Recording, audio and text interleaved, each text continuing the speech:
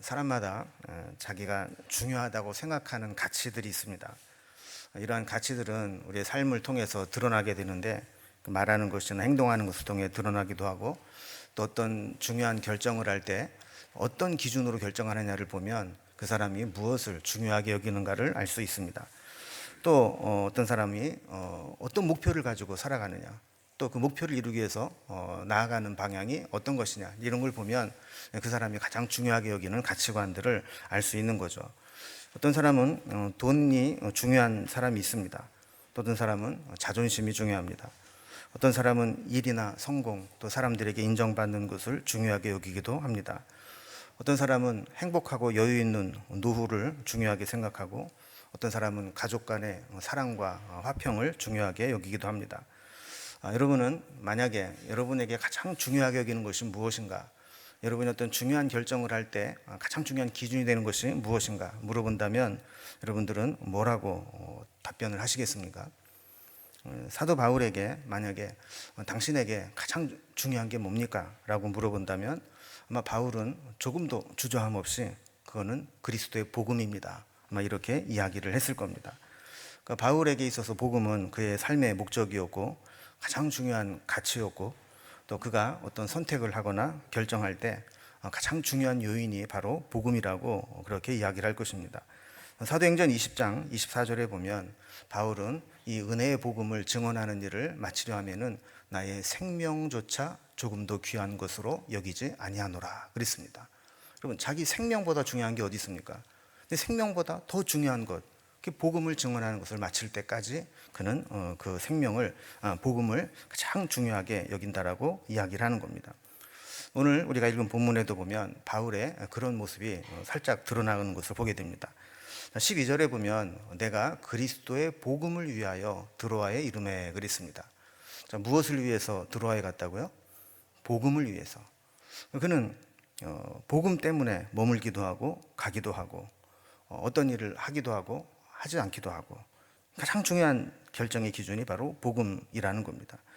오늘 이제 본문의 배경을 이제 사도행전에 나타난 전도 여행의 일정과 좀 비교를 해보면 이렇습니다. 2차 전도 여행이 막바지에 이르렀을 때 사도행전 18장에 보면 고린도 교회에서 복음을 1년 6개월 동안 전하게 되는데 이제 고린도에 아주 격렬한 저항을 받고 어쩔 수 없이 떠나게 됩니다.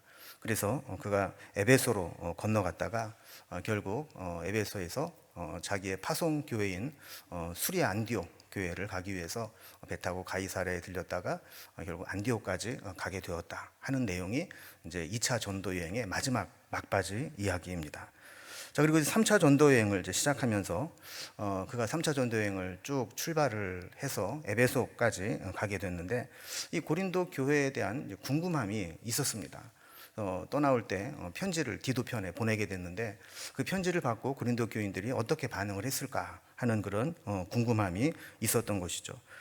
그래서 12절에 보면 에베소에 머물러 있었던 바울이 고린도에서 돌아오는 이 디도를 만나서 고린도에 대한 소식을 듣고자 해서 그를 드로아라는 곳에서 만나기로 했던 것 같습니다. 그래서 이 고린도에서 드로아로 오려면 그가 이제 그 화살표대로 이렇게 올라오는 그 방향을 따라 올라와야 되기 때문에 드로아에서 기다린 거죠. 이 드로아는 이렇게 아시아에서 유럽으로 건너가는 아시아의 마지막 항구 도시였습니다. 이 드로아에서 이렇게 디도를 만나기로 했는데 디도가 오지를 않습니다. 무슨 사연이 있는지 뭐 요즘처럼 뭐 핸드폰 있는 것도 아니고 메일 있는 것도 아니고 그러다 보니까 무작정 기다리고 있었는데 디도가 오지 않으니까 궁금한 마음에 마게도니아 지역으로 건너가게 되는 거죠. 그래서 아마 이렇게 오면 만약에 디도가 온다면 이쪽 길로 올 것이다. 그래서 배웅을 하러 가게 되었다라는 겁니다. 자, 이렇게 바울은 고린도 교회에 편지를 써서 디도 편에 보냈고 또 편지를 받은 고린도 교회 교인들이 어떻게 반응했을까에 대한 소식을 가지고 디도가 오기로 했는데 디도에서 만날 거 생각하고 드로아에서 기다리다가 생각했던 만큼 안 오게 되니까 어쩔 수 없이 13절을 보면 기다리다가 내 형제 디도를 만나지 못함으로 내 심령이 편하지 못하여 그를 작별하고 마게도냐로 갔노라. 이 말씀이 제가 이제 설명드린 그런 배경으로 그렇게 이루어진 것입니다.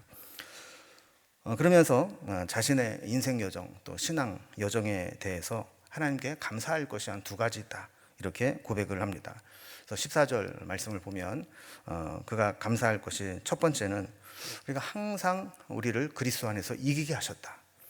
복음을 들고 내가 살아갈 때마다, 복음을 내 인생의 최고의 가치로 여기고 살아갈 때마다 하나님은 항상 우리를 그리스도 안에서 이기게 하셨다 하는 고백을 할 수 있었다 하는 것이고, 또 하나는 우리가 어디를 가든지 그리스도를 아는 냄새를 나타내 주셨다 하는 겁니다. 복음을 들고 갈 때마다 바울을 통해서 그리스도의 냄새가 다른 사람들에게 전파되게 되었다 하는 것을 하나님 앞에 감사한다라는 겁니다. 또한 바울은 이렇게 복음을 위해 살아온 자신의 삶을 이렇게 고백합니다. 17절 말씀해 보면 우리는 수많은 사람들처럼 하나님의 말씀을 혼잡하게 하지 아니하고 곧 순전함으로 하나님께 받은 것 같이 하나님 앞에서와 그리스도 안에서 말하노라 그랬습니다. 그러니까 말씀은 어떤 자신의 목적이나 이익을 위해서 어떤 잡상인처럼 왜곡하는 게 아니라 하나님 앞에서 그리스도 안에서 순수하게 하나님 말씀만 전해왔다라는 것입니다. 자, 이렇게 복음을 위해 살아가는 사람에게 주신 하나님의 은혜는 아까 살펴본 것처럼 믿음의 승리와 그리스도의 향기를 나타내는 것이다 그랬습니다. 여러분, 이제 승리와 이 냄새는 서로 연관성을 찾기가 쉽지 않아 보이는 개념 같지만, 당시의 이 상황을 아는 사람이라면 승리와 냄새가 이런 연관이 있구나라는 걸 금방 알 수 있습니다. 특별히 14절에 보면 항상 우리를 그리스도 안에서 이기게 하시고 그랬습니다.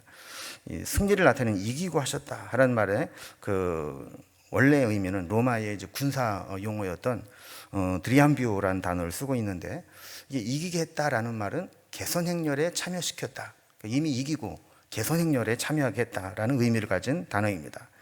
근데 이제 개선 행렬을 할 때 제일 먼저 장군이 나오고 그 다음에 군인들이 나오고, 그 다음에 큰 향로에 향을 피우는 향이 지나가고, 그 다음에 이제 전리품들이 지나가고, 그 마지막에는 이제 포로로 붙잡은 사람들이 끌려서 함께 진행을 하게 된다라는 겁니다. 자, 이때 큰 향로에 향 냄새를 막 풍기면서 등장을 하게 되는데, 이 향 냄새는 승리한 나라의 입장에서는 승리를 상징하는 생명의 냄새로 여겨집니다. 향내를 맡으면서 이제 전쟁이 끝났구나, 이 전쟁에서 이겼구나, 더 이상 우리 자녀들이 군대에 가서 전쟁터에 나가서 싸우거나 다치거나 죽거나 하는 일이 없어도 되겠구나, 이런 승리의 이 즐거움, 개가를 부르는 그런 냄새가 된다라는 겁니다. 근데 반면에 여기에 포로로 끌려온 사람들에게는 이 향냄새가 어떤 냄새겠습니까? 이제 이 개선행렬이 끝나고 나면 거기에 따라서 재판을 받게 되고 죽거나 아니면 평생 노예 생활을 해야 되는, 종으로 전락하는 그런 것을 알리는 그런 냄새이기 때문에 이 향냄새가 어떤 사람에게는 생명과 승리의 냄새가 되지만, 어떤 사람에게는 이것이 죽음과 파멸의 냄새로 여겨지게 된다는 겁니다. 바울은 자신이 전한 복음이 들려지는 곳에도 똑같은 현상이 나타난다고 이야기를 합니다. 오늘 말씀 14절에도 보면 우리로 말미암아 각 처에서 그리스도를 아는 냄새를 나타내신 하나님께 감사하노라. 복음을 전할 때 그 복음이 각 처에서 그리스도를 아는 냄새를 나타내게 된다라는 겁니다. 또 15절에 보면 우리는 구원받는 자들에게나 망하는 자들에게나 하나님 앞에서 그리스도의 향기니. 그러니까 복음을 들고 가는 사람들은 다 그리스도의 향기를 바라는 자가 된다라는 거예요. 그러니까 복음이 전해지면 어떤 사람은 그 복음을 듣고 영접하고 받아들이면서 구원받는 자가 생기게 되고, 반대로 복음이 전해졌음에도 불구하고 그 복음을 믿지 않고 거부해서 망하는 자가 생기게 된다는 겁니다. 그래서 마치 이 개선행렬의 이 향로의 향 냄새가 누구에게는 승리와 생명의 냄새가 되고, 누구에게는 패배와 절망과 죽음의 냄새가 되는 것과 마찬가지로, 복음도 일단 전해지면 그 복음을 받아들이는 자에게는 그것이 구원과 생명의 향기가 되는 것이고, 복음이 전해짐에도 불구하고 복음을 거부하고 배척하는 자에게는 그 복음이 오히려 저주와 사망의 냄새가 된다라는 겁니다. 여러분, 냄새는 우리가 어떤 자신이 향기를 나타내기도 하지만, 오늘 본문에 보면 이 사도 바울은 우리가 풍기는 이 냄새는 우리의 냄새가 아니라 그리스도의 냄새다라고 여러 번 강조하는 것을 보게 됩니다. 14절 말씀 다시 보면, 하나님은 우리에게서 각처에서 그리스도라는 냄새를 나타내신 하나님께, 그러니까 우리가 스스로 냄새를 풍기는 게 아니라 하나님이 우리를 통해서 그리스도를 하는 냄새를 나타내신다, 이렇게 설명을 했고, 또 15절에 보면 우리는 하나님 앞에서 그리스도의 향기다, 내 냄새가 아니라 그리스도의 향기를 나타내는 자다, 이렇게 말씀을 하고 있다는 겁니다. 자, 그렇다면 우리가 그리스도의 냄새라 하는 것이 어떤 의미가 있는지, 냄새의 특성과 연관을 시켜서 우리 몇 가지로 좀 생각해 보려고 합니다. 먼저 첫 번째는, 냄새는 각자 그 냄새에 상징하는 의미가 있습니다. 그 상징되는 의미를 우리에게 보여준다라는 것이죠. 그럼 어떤 것이든 고유한 냄새가 있습니다. 그리고 냄새가 상징하는 의미가 있다는 겁니다. 그럼 원래 우리가 이제 천연가스, 도시가스 하는 이 가스에 보면 냄새가 납니까, 안 납니까? 우리 집에서 가스가 이렇게 열려지면 냄새가 나요, 안 나요? 나죠. 근데 원래는 가스에 냄새가 없습니다. 그런데 그 가스에 메르캅탄이라고 하는 그런 화학 방향제를 첨가를 하는 겁니다. 왜냐하면 이 가스가 새나가다가 폭발을 하게 되면 엄청난 피해를 입히기 때문에 거기에 일부러 그런 방향제를 집어넣어서, 만약에 불 타지 않고 가스가 새 나온다면 그 이상한 그 가스 냄새를 기억하시잖아요. 노릿노릿하고 이상한 냄새. 그 냄새를 딱 맡으면서 가스가 새는구나, 그래서 빨리 가스를 잠그고 문을 열고 환기를 시키고 이렇게 하도록 일부러 가스 냄새를 맡게 했다라는 겁니다. 그러니까 그 가스 냄새는 가스가 샌다라고 하는 상징적 의미를 우리에게 보여주고 있다는 것이죠. 사도 바울이 그리스도인들을 향기에 비유한 것은 이런 배경이 있는 겁니다. 아까도 간단하게 설명을 드린 것처럼, 전쟁에서 승리하고 돌아오는 로마의 장군들은 이 큰 퍼레이드를 합니다. 개선 행렬을 하게 되는데, 어디까지 하느냐 하면 이 카피톨리누스라고 하는 산에 있는 주피터 신전까지, 우리 승리를 가져다 준 신께 감사하는 그 의미로 그 카피톨리누스라고 하는 산에 있는 주피터 신전까지 쭉 개선 행렬을 하며 나아가게 됩니다. 그리고 그때 아까 설명을 드린 것처럼 이런 큰 향을 피워서 로마 전 지역에 이 향내가 진동을 하도록 그렇게 했다라는 겁니다. 그래서 이 로마의 승리의 소식을 모르는 사람도 이 향냄새가 막 진동을 하게 되면 사람들이 이게 전쟁이 끝났나? 이제 우리가 승리했나? 이렇게 알게 했던 것이고, 또 한 가지는 신전에 올라가면서 그 신에게 우리의 모습을 드러내게 될 때, 전쟁에서 수없이 많은 사람들을 죽이고 피 흘린 그 피의 냄새를 이 향내로 중화시키고 가리기 위해서 향내를 많이 피웠다 하는 이야기들 합니다. 그래서 이 향내가 온 시내에 진동을 하게 되는데, 그리고 어릴 때 보면 그 연막 소독기 가지고 부릉하고 이제 차들이 막 돌아다닙니다. 그러면 어릴 때는 그 이상의 석유 냄새가 그렇게 좋았는지, 여러분 사실 그게 보면 이제 그 냄새가 소독약 냄새가 아니고 거기에 이제 석유인지 경유인지를 섞어서 그렇게 이제 분무를 하게 되거든요. 그럼 이제 그 냄새를 따라서 그냥 막 쫓아다니곤 했습니다. 그런 그 냄새를 맡으면서 지금 방역이 이루어지고 있구나, 이거를 알 수 있듯이 이 개선 행렬에 큰 향로를 피우면서 온 시내에 이 향냄새를 풍기면서 이제 전쟁에서 이기고 개선 행렬이 들어오고 있구나, 이거를 알게 했다라는 겁니다. 자, 그런데 16절 말씀을 보면 이 냄새가 어떤 사람에게는 사망으로부터 사망에 이르는 냄새고, 또 어떤 사람에게는 생명에 이르는 생명의 냄새다. 이 일을 누가 감당하랴, 이렇게 말씀하고 있습니다. 아까 설명을 드린 것처럼 로마 시민에게는 승리의 냄새고 전쟁이 끝났다는 냄새고, 반대로 전쟁에 패하고 포로로 끌려오는 자들에게는 이제 나는 죽었구나, 이제 나는 내 인생은 끝났구나, 이제는 내가 종으로, 노예로 살아야 되는 존재가 됐구나 하는 절망의 냄새가 됐다는 겁니다. 마찬가지로 우리를 통해서 나타나는 그리스도의 향기는 다른 사람들에게 예수를 믿고 영생에 이르게 하는 생명의 냄새가 되기도 하고, 때로는 믿지 않는 자에게 심판에 이르게 하는 냄새가 되기도 한다는 겁니다.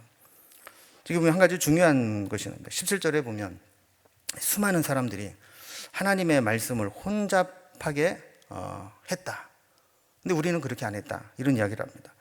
여기 혼잡하게 했다라는 말은 헬라어 카펠리오라는 단어를 쓰는데, 어떤 물건을 팔거나 또 이익을 위해서 또 원에게 물을 섞는 행위를 이야기를 하는 겁니다. 요즘 별로 이제 그런 거 없지만, 옛날에는 이제 주유소에서 기름을 팔 때 그 좀 싼 기름을 섞어서 파는 경우가 종종 있었습니다. 사실 이 혼유를 하게 되면 기계도 망가지고 또 여러 가지 문제가 생기게 되는 거죠. 이렇게 뭔가 이익을 위해서 그 희석을 시키거나 다른 것들을 섞는 행위, 이런 것들을 혼잡하게 하다, 이런 거거든요. 그러니까 이제 말씀을 혼잡하게 했다라는 말은 말씀을 어떤 그 잡상인처럼 자기의 이익을 위해서 말씀을 이렇게 원래 본질을 희석시키고 왜곡시켜서 전하는 것을 말하는 겁니다. 이게 참 위험한 것이죠. 여러분, 우리가 말씀대로 순수하게 복음에 합당하게 삶을 살아가면 사람들이 다 복음을 긍정적으로 여기게 됩니다. 근데 여러분, 세상에서 지금 복음을 전해도 받아들이려고 하지 않고 전도를 해도 오지 않으려고 하는 것은 복음의 문제가 있어서입니까? 아니면 복음을 가지고 있다고 하는 교회나 성도들의 문제가 있어서입니까? 대부분은 복음을 전하는 성도들의 문제가 있다고 여기기 때문에 복음 자체를 거부하고 있는 겁니다.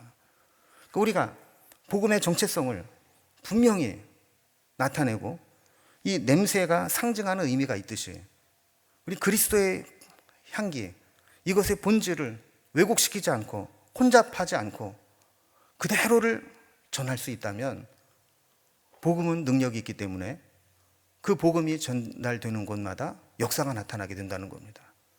그런데 많은 사람들이 복음대로 살지 못합니다. 말씀대로 살지 못합니다. 뭔가 자기가 원하는 대로 자기의 욕망을 말씀으로 포장해서 살아가고 있기 때문에 세상 사람들이 그 모습을 보면서 니들 보니까 니들이 믿는 하나님도 싫고 교회도 싫다, 이렇게 되어버렸다라는 겁니다. 행여라도 우리의 왜곡된 혼잡하게 하는 그 복음 때문에 누군가가 복음을 오해해서 그 복음의 의미를 왜곡하는 일이 있지 않도록 오늘 우리가 말씀을 함께 나눈 우리들부터 복음을 순수하게 지키고 그대로 살아가는 삶이 될 수 있기를 주님의 이름으로 기원합니다. 두 번째로 이 냄새의 특징은 숨길 수가 없고 퍼져나가는 특징이 있다라는 겁니다. 마치 빛은 숨길 수가 없듯이 냄새도 숨길 수가 없습니다. 그리스도의 신분 역시 어디에 가도 숨길 수가 없어야 되는 겁니다. 저는 가능하면 목사 냄새가 안 나는 목사처럼 살고 싶은 게 제 가치관입니다. 그런데 어디 보면 저를 보고 혹시 목사님 아니세요? 이렇게 물어보는 사람이 있어요. 그래서 농담으로 좀 냄새가 나요? 이렇게 물어보기도 하는데, 그러니까 뭔가 나도 모르는 사이에 내 신분이 그 나의 모습을 통해서 드러날 수 있다라는 거죠.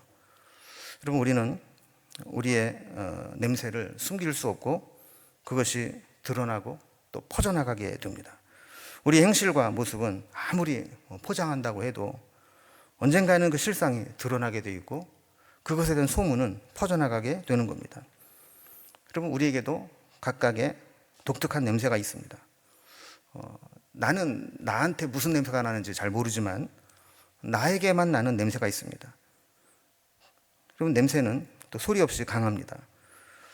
우리의 표정이나 우리가 하는 말, 또 우리 하는 행동, 우리 삶의 모습을 통해서 우리를 통해 나타났던 냄새들이 나게 됩니다. 바울은 우리에게 그렇게 이야기를 하는 겁니다. 우리가 예수의 냄새를 내야 된다 하는 것이죠. 그러면 내가 어떤 사람이냐에 따라서 나에게서 나는 향기는 숨길 수가 없고 퍼져나가게 된다라는 겁니다. 근데 나에게서 나는 냄새는 내가 분별하기 어렵기 때문에 우리는 제3자적 관점에서 그 냄새를 맡으려고 노력해야 됩니다. 내가 어떤 사람인지 나는 잘 모를 수 있습니다. 그러면 나를 가장 잘 아는 사람들은 나를 어떻게 보고 있을까? 또 내 가까이 있는 사람들은 나에 대해서 뭐라고 평가할까? 하면서 내 냄새를 맡을 수 있어야 내 냄새를 수정하기도 하고 고치기도 하고 좋은 냄새로 바꾸고, 그래서 그것들이 퍼져나가야 된다는 겁니다. 세 번째로 이 냄새의 특징 중에 하나는 동화시킨다는 겁니다. 특히 이 후각은 우리의 감각을 무디게 하는 특징이 있습니다. 예를 들어 이제 청각 같은 경우는 무뎌지지 않습니다. 시끄러운 소리, 막 짜증나고 힘든 소리는 언제 들어도 시끄럽습니다. 그리고 계속 들으면 그 스트레스가 더 심해집니다. 근데 반대로 이 냄새는 시간이 지나면서 둔해지는 경향이 있습니다. 처음에는 이거 뭐 좀 쿵쿵하고 이상한 냄새 아니야? 이랬는데 거기에 몇 분 있다 보면 별로 이렇게 느끼지 못하는 경우가 있는 거죠. 특히 좀 약한 냄새들 같은 경우는 처음에는 좀 찝찝했지만 거기에 좀 몇 분 앉아 있다 보면 냄새가 나는지 안 나는지조차 모르는 경우가 있습니다. 우리도 마찬가지입니다. 우리가 악한 곳에 오래 있다 보면 영적으로 도덕적으로 불감증에 빠지게 되고 동화될 수 있습니다.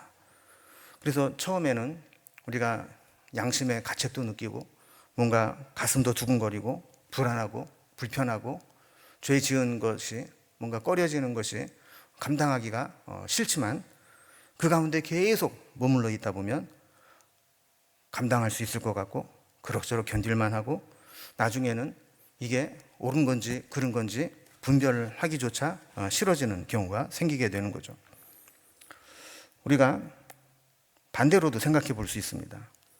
나쁜 것에 동화되면 그 나쁜 냄새를 잘 맡지 못하듯이 나쁜 행실에 익숙해질 수 있기도 하지만, 반대로 우리가 예수님을 가까이 하고 예수님을 마음에 품고 있으면 나도 모르는 사이에 예수님을 닮아가고 예수님의 냄새가 나게 된다는 겁니다.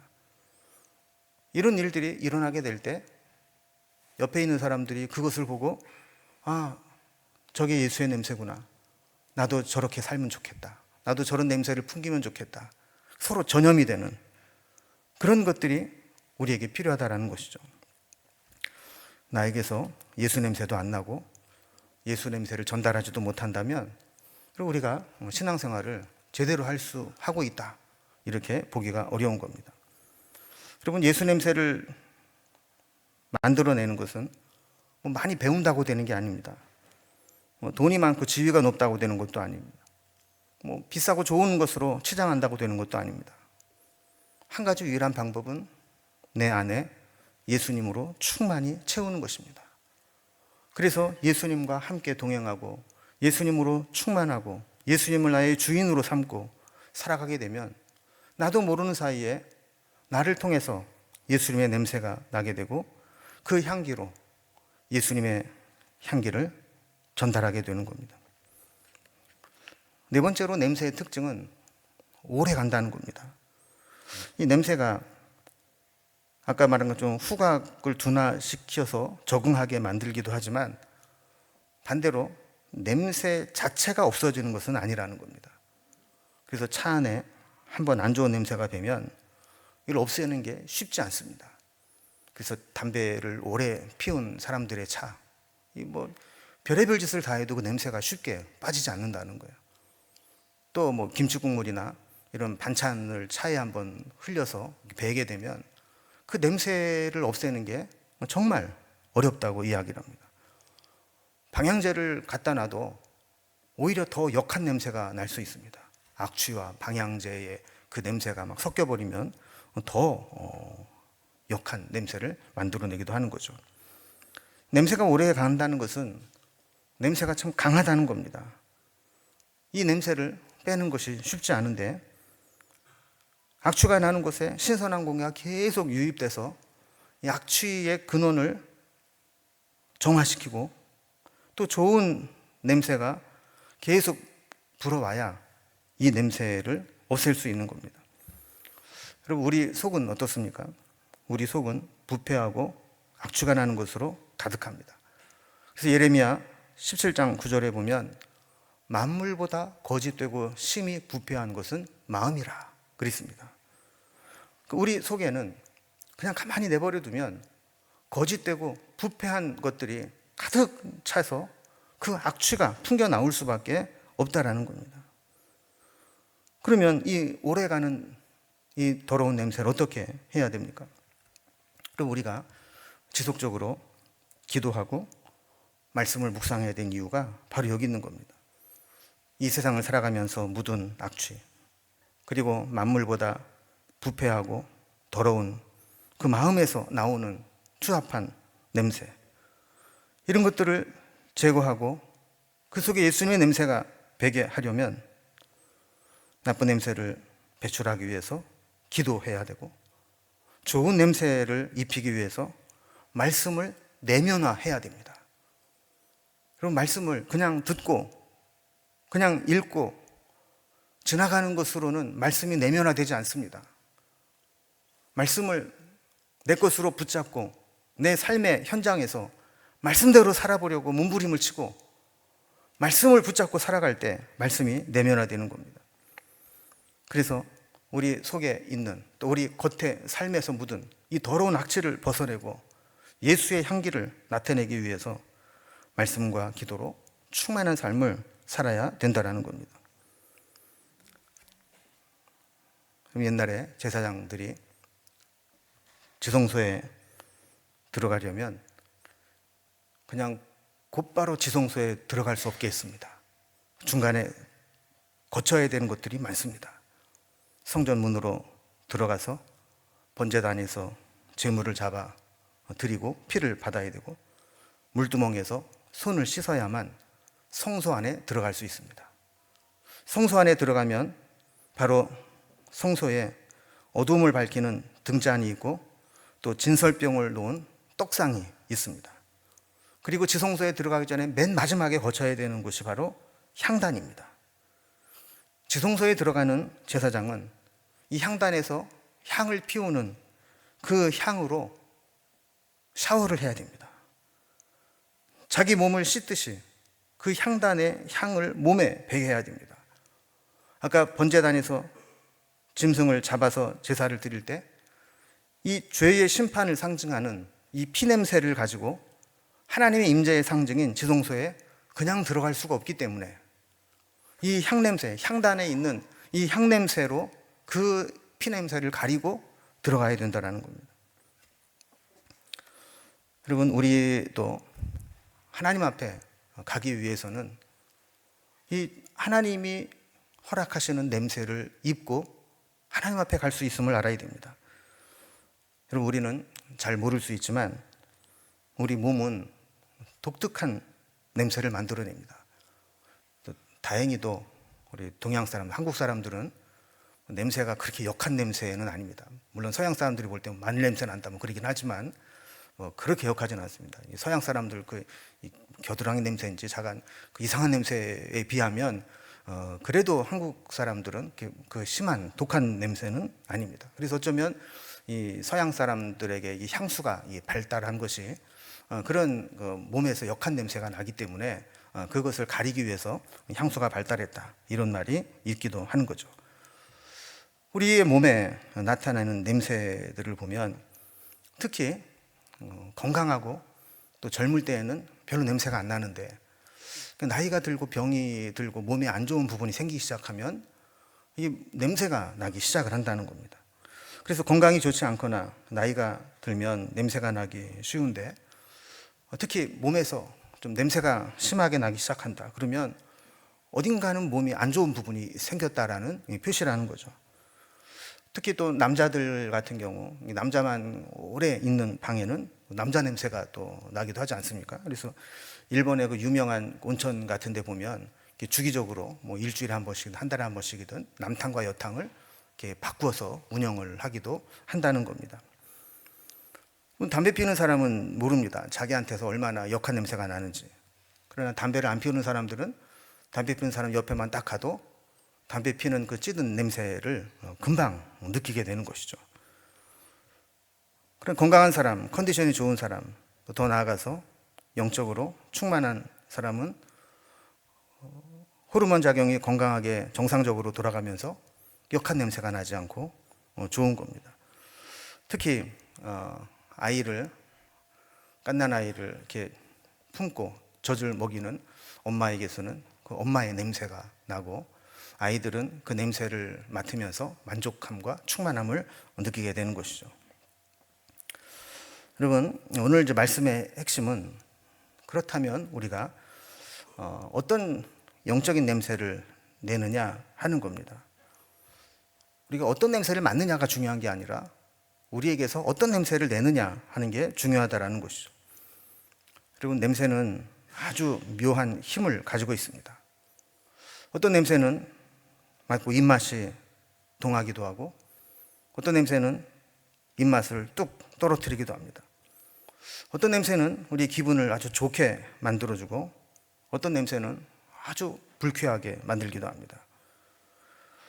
여러분, 사람에게는 어떤 분위기라는 게 있습니다.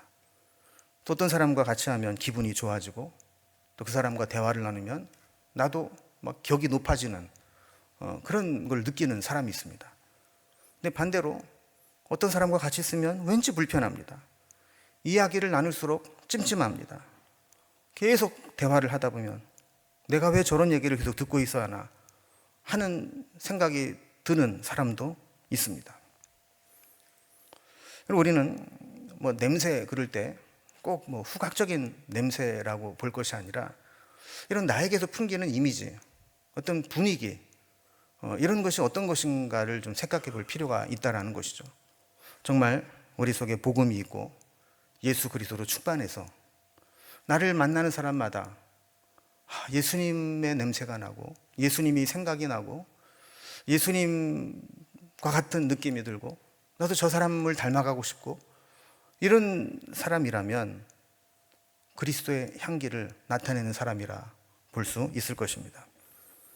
오늘 말씀을 통해서 사도 바울이 내가 복음을 위해서 내가 살아가고 말씀을 혼잡하게 하지 않고 순전하게 전하게 될 때 하나님이 우리를 그리스도의 향기를 나타내는 자로 삼으셨다 이렇게 말씀한 것처럼 나에게서는 어떤 냄새가 나고 있는지 어떤 분위기가 풍기고 있는지 다른 사람들, 내 곁에 있는 사람들이 나에게서 나는 영적인 냄새를 맡고 정말 그 속에서 생명을 구하게 되는 냄새가 되는지 이것을 한번 돌아보면 좋겠습니다. 복음을 가진 자로서 복음의 냄새, 생명의 냄새, 생명을 가진 자만이 가지고 있는 그런 긍정적인 냄새 이런 것들을 우리를 통해 나타낼 수 있기를 주님의 이름으로 기원합니다. 기도하겠습니다.